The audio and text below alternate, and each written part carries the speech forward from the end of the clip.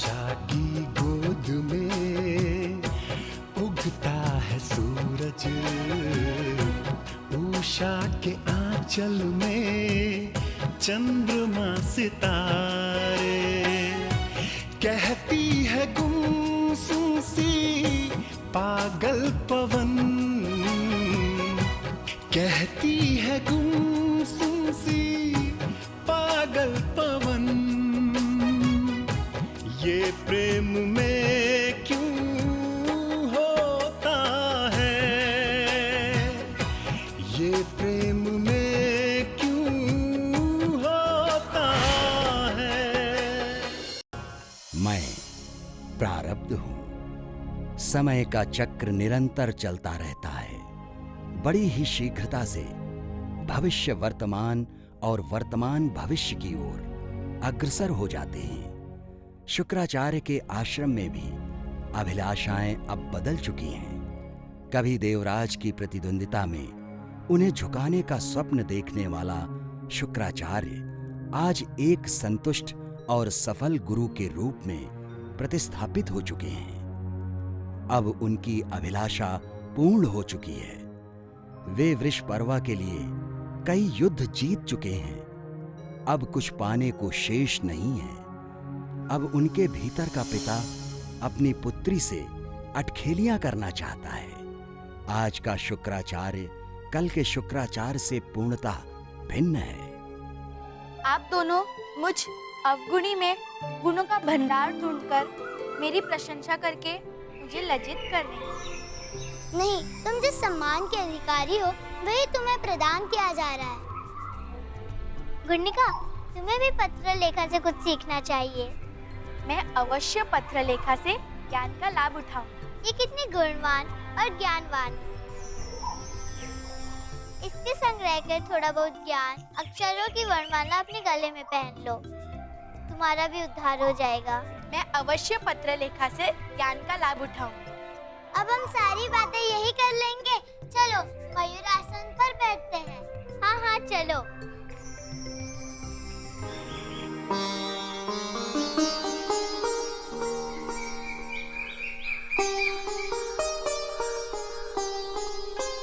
प्रणाम राजकुमारी। मैं आपके प्रणाम का स्वीकार नहीं करती। क्षमा कीजिए राजकुमारी, हमसे कोई त्रुटि हो गई क्या? तुमने मुझे प्रणाम किया, मेरी सखी देव को क्यों नहीं? शर्मिष्ठा, तू इसे क्यों डांट रही है? प्रणाम तो भाव से किया जाता है। हमने दासियों का प्रणाम स्वीकार कर लिया।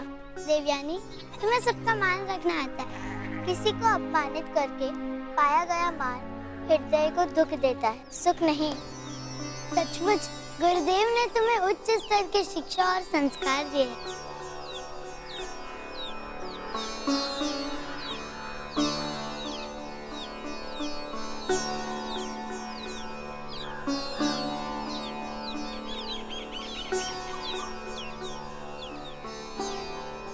अच्छा ये बताओ, तुम अपने महल में समय व्यतीत करने के लिए क्या करती हो? मैं सरित सागर की रोचक और ज्ञानवर्धक कथाएं सुनती हूँ।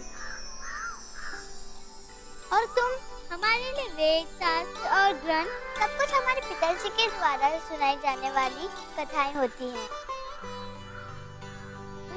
पिताश्री की कथाएं मुझे आदर्श, संस्कार और संस्कृति का ज्ञान देती है। इसीलिए तुम्हारे पास ज्ञान का भंडार है। तुम्हारे ज्ञान सागर से मैं कुछ बूंदों को लेकर स्वयं को धन्य करना चाहती हूँ। हमारे पास जो कुछ है उस पे तुम्हारा अधिकार निश्चित है। चलो उद्यान की सैर करते हुए ज्ञानवर्धक बातें करें। चलो।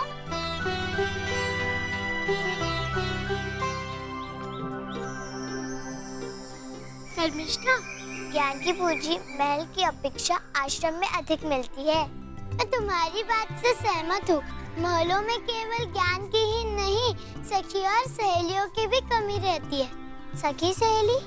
परंतु तुम्हारे पास तो दासियों की भीड़ लगी रहती है। सेविका और दासियों की अपनी मर्यादा होती है। वो अपनी कर्तव्यों में बंधी रहती है। वो मेरे साथ और मैं उनके साथ खुलकर नहीं खेल सकती। इस व्यवस्था को हम समझते हैं। ये महल मुझे कारागार की भांति लगता है। इस वातावरण में मुझे घुटन होती है। ये विडम्बना ही है। कि तुम्हें महल में रहकर सुख का आभास नहीं है और हम आश्रम में पूरी तरह स्वतंत्र होते हैं। सबकी अपनी अपनी सत्ता है। आश्रम में सेवक भी पारिवारिक सदस्यों की भांति होते हैं। वहाँ जीव जंतु, पशु पक्षी एक दूसरे की भाषा और भावना को समझते हैं। सत्य कहा तुमने। जंगल में विचरने वाले पशु, खुले आकाश में उड़ने वाले पक्षी सब स्वतंत्रता का आभास करते हैं। इसके बाद भी लोगों का महल के प्रति लोभ समाप्त नहीं होता। महल और आश्रम की स्थिति हर कोई को अवगत नहीं होती। हम तुम्हारे महल की नकारात्मक परिस्थितियों को सकारात्मक बना सकते हैं। महल के सारे नियम बदल सकते हैं। वो कैसे? इसके लिए हमें तुम्हारे महल रहना होगा। सच? तुम हमारे महल में रहोगी? नहीं। तुम्हारे महल के लिए हम अपने पिताश्री को अकेले नहीं छोड़ सकते। उनकी देखभाल, उनका भोजन इत्यादि का दायित्व मेरे ऊपर है और हमारे पिताश्री हमें एक पल के लिए भी अपने दृष्टि से ओझल नहीं कर सकते। तुम्हारे पिता पुत्री के प्रेम पर हमें गर्व होता है। हाँ, हमें हमारे पिताश्री, हमारी छोटी सी कुटिया और हमारी छोटी सी कुटिया की विशाल स्वतंत्रता पर हमें गर्व है। राजकुमारी जी, महारानी जी ने आपको और देवयानी को शीघ्र महल में बुलाया है। माताश्री ने बुलाया है? हाँ। हमारे जन्मदिन के शुभ अवसर पर महारानी जी का आशीर्वाद संजीवनी की तरह लाभकारी होगा। चलो चलते हैं।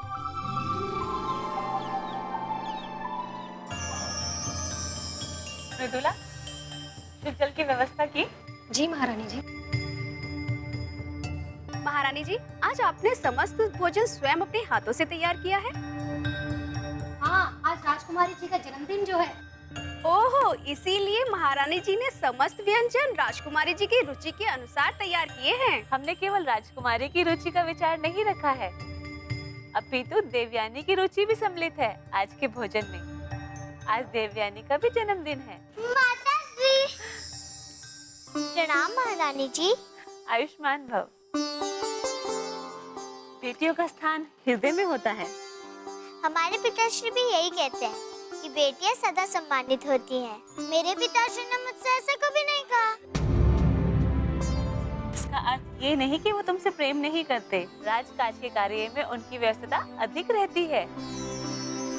व्यस्त तो हमारे पिताश्री भी बहुत रहते हैं, परंतु कभी परिवार के साथ न्याय करना नहीं भूलते। तुमने सही कहा देवयानी। आश्रम का जीवन महलों के जीवन से अधिक रोचक और सहज है। अच्छा, अब सारा समय वार्ता में ही समाप्त कर दोगी क्या? देखो, मैंने तुम दोनों के लिए कितने स्वादिष्ट व्यंजन पकाए हैं। हाँ, भोजन ग्रहण करो। आओ देवयानी।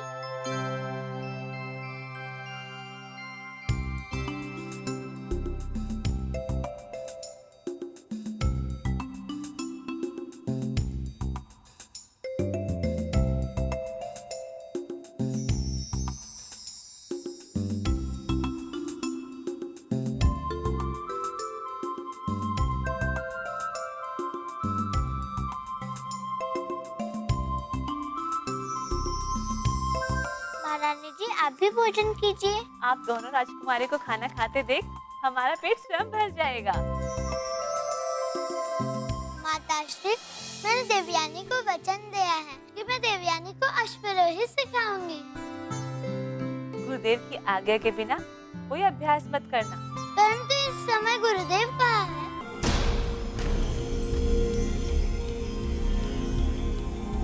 ये प्रेम में क्यों होता है? विश्व शांति। हाँ दैत्यराज, विश्व शांति की ओर विश्व शांति से अग्रसर हो रहा है। इस विश्व शांति में आपका योगदान सराहनीय है गुरुदेव।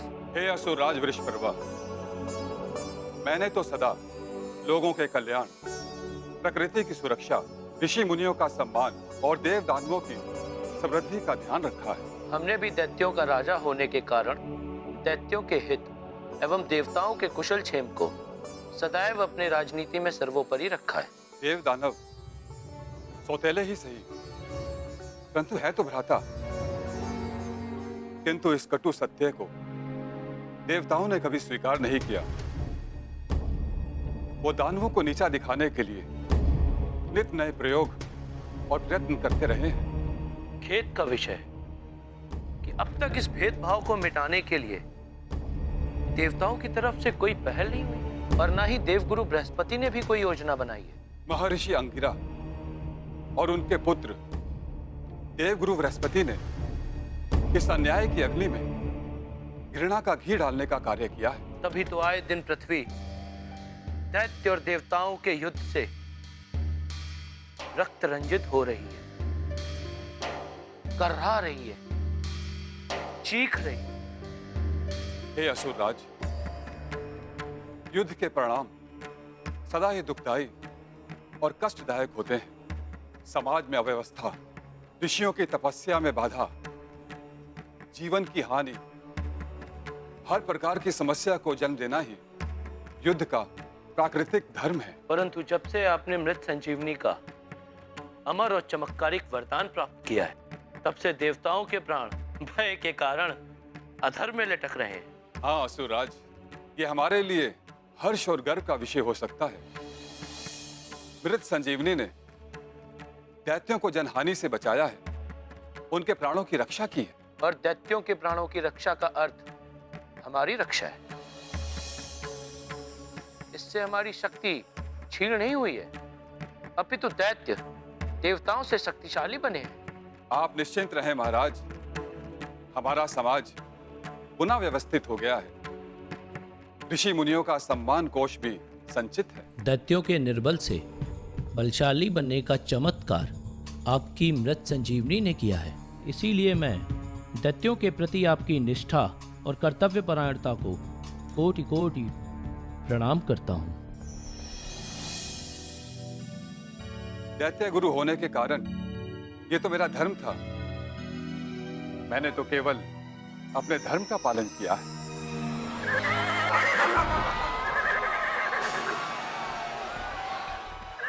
सेवक! जी महाराज। कैसी ध्वनि है? क्या अस्तबल में अश्व बिगड़ गए?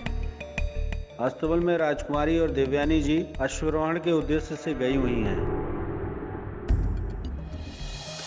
आप चिंता ना करें महाराज, मेरी देवयानी के होते वहां कोई अपशगुन नहीं हो सकता। देव, आश्चर्य है, तुम अश्वरोही हो। इसमें आश्चर्य की क्या बात है? तुम भी तो अश्वरोही में दक्ष हो। मुझे महल में अभ्यास कराया गया था और हमें आश्रम के खुले प्रांगण में। हमारी देवयानी भी किसी से कम नहीं है। विशेषताओं का भंडार है मेरी सखी। और मेरी राजकुमारी भी गुणों की खान है। अब तुम हम दोनों की प्रशंसा करना छोड़ दो और अश्वरोही के लिए तैयार हो जाओ। नहीं नहीं, मुझे अश्व से डर लगता है। अश्व से भय लगता है? शर्मिष्ठा, इसे तो झूले से भी डर लगता है। परंतु मेरी पत्रलेखा निर्भय है और कुशल अश्वरोही भी। जाओ पत्रलेखा, अब तुम्हारी बारी है। अरे राजकुमारी जी, मुझे याद आया कि महल से बुलावा है कि महाराज और गुरुदेव आपकी प्रतीक्षा कर रहे हैं। ठीक है, चलो देव, चलो। ये प्रेम में क्यों होता है? आप निश्चिंत रहें महाराज, चारों बचिया यहाँ सकुशल पहुंचेंगे। गुरुदेव, आपकी बातों से एक महाराज को धैर्य बनता है, परंतु एक पिता को। मेरी चिंता शर्मिष्ठा, देवयानी, उन सभी के लिए। मैं भी एक पिता हूँ। आप पिता के साथ एक गुरुदेव भी हैं। आपके धैर्य तक पहुंचना मेरे लिए संभव नहीं। पिता का हृदय एक जैसा होता है। पिता चाहे गुरु हो या महाराज, साधारण मानव की भांति व्याकुल होता है। तो फिर देवयानी और शर्मिष्ठा के नहीं आने पर आप चिंतित क्यों नहीं? इसलिए कि देव पर मुझे स्वयं से अधिक विश्वास है। सुखी भवा। प्रणाम महाराज। यशस्वी भव। प्रणाम गुरुश्रेष्ठ। कीर्तिवान भवा। प्रणाम महाराज। यशस्वी भव। राजकुमारी, आपको अस्तबल के बाहर अश्वरोहण की आज्ञा नहीं है।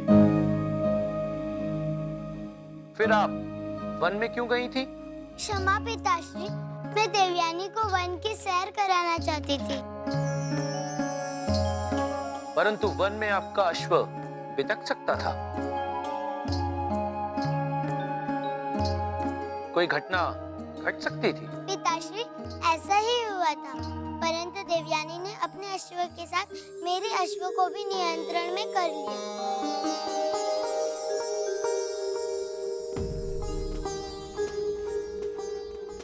मैंने कहा था ना महाराज, मेरी देव के होते सर्विष्ठा का अशुभ नहीं हो सकता। देवयानी, सच में तुम में राजा महाराजाओं के गुण हैं।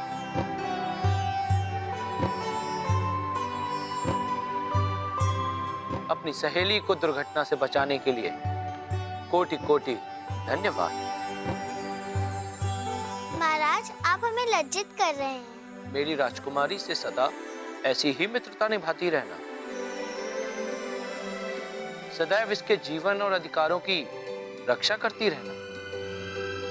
पिताश्री, यदि इस बार देवदानों में युद्ध होगा तो आप देवताओं को परास्त करके देवयानी के हाथों में देवलोक की सत्ता सौंप दीजिए।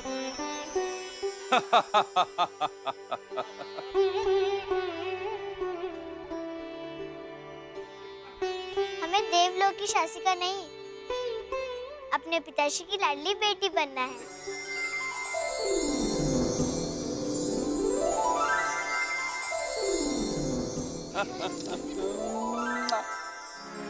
पराजय पराजय पराजय पराजय। अब ये पराजय ही हमारा भाग्य बन गई है।